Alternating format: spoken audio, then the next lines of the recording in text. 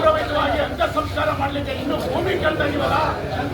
ಎಂತ ಅನಾಗರಿಕ ಸಮಾಜದಲ್ಲಿ ನಾವೆಲ್ಲ ಬದುಕಿದ್ದೀವಿ, ಎಂತ ಅನಾಗರಿಕರು ನಮ್ಮನ್ನೆಲ್ಲ ಆಳ್ತಾ ಇದ್ದಾರೆ ಅನ್ನುವಂಥದ್ದನ್ನ ನಾನು ಈ ಸಂದರ್ಭದಲ್ಲಿ ಹೇಳಿದ್ದೆ. ನಾನು ಇಷ್ಟಪಡ್ತೇನೆ.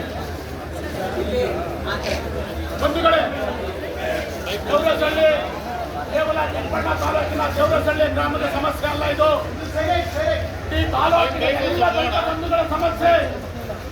ಇವತ್ತು ಸಾಂಕೇತಿಕವಾಗಿ ದೇವರಸಳ್ಳಿ ಗ್ರಾಮದ ಸಮಸ್ಯೆಯನ್ನ ಮುಂದಿಟ್ಟುಕೊಂಡು ಮನವರಿಕೆ ಮಾಡಿಕೊಳ್ಳುವಂತ ಕೆಲಸವನ್ನ ಸಾಂಕೇತಿಕವಾಗಿ ಇವತ್ತು ದೇವರಸಳ್ಳಿ ಗ್ರಾಮದ ಎಲ್ಲರನ್ನ ಬಂಧುಗಳ ಜೊತೆಲಿ ಹಲವಾರು ದಲಿತ ಪರ ಮುಖಂಡರ ಜೊತೆ ಇವತ್ತು ಸಾಂಕೇತಿಕವಾಗಿ ಇವತ್ತು ತಾಲೂಕು ಆಡಳಿತಕ್ಕೆ ಎಚ್ಚರಿಕೆಯನ್ನ ಕೊಡ್ತಾ ಇದ್ದೀವಿ.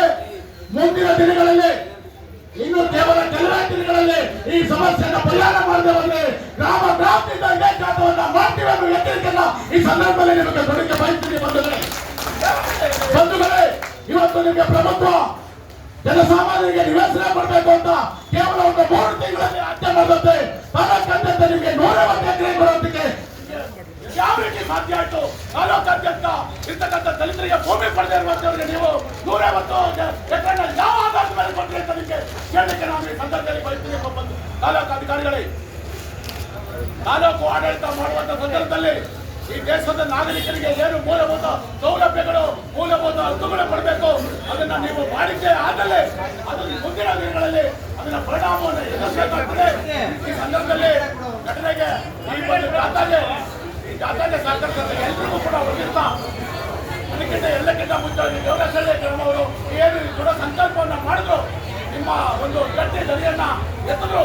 ಈ ಒಂದು ಮಾದರಿ ಆಗ್ತದೆ ತಾಲೂಕಿನ ಎಲ್ಲ ದಲಿತರಿಗೆ ಯಾರೋ ಗೌರವಯುತವಾಗಿ ಅಂತ್ಯ ಸಂಸ್ಕಾರ ಮಾಡಲಿಕ್ಕೆ ಸಾಧ್ಯತೆ ಇಲ್ಲವೋ ಇವತ್ತಿನವರೆಗೂ ಅವರ ಮುಂದಿನ ದಿನಗಳಲ್ಲಿ ತಾಲೂಕಾದ್ಯಂತ ಬಂದು ಇಲ್ಲಿ ಅಮರನಾಥರಾವ್ ಉಪವಾಸವನ್ನ ಕೂರುವಂತ ವ್ಯವಸ್ಥೆ ಮಾಡಬೇಕಾಗ್ತದೆ.